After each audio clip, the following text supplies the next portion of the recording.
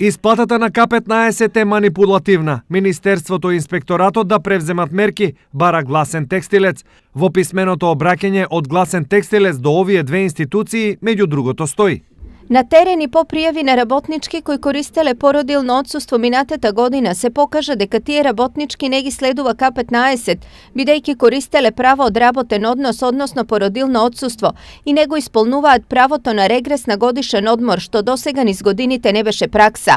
Сакаме како здружение да изразиме загриженост во врска со толкувањето на работодавачите и инспекторатот за труд и упатиме апел дека ова е чиста злоупотреба и манипулација, а воедно и дискриминација која се врши врз работничките кои користеле породилно отсуство.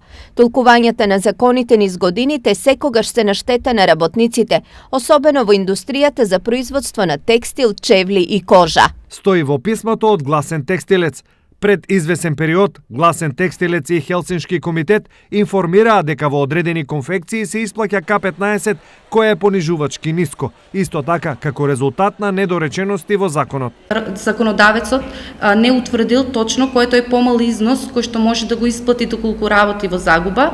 Работниците добиваат К15 во висина од 100 денари. Поради ова, од Гласен текстилец бараат итен одговор од Министерството и инспекторатот, но и реакција од синдикатот да ги брани интересите на работниците и да не остава отворена врата за злоупотреба на законите и одредбите на штета на работниците.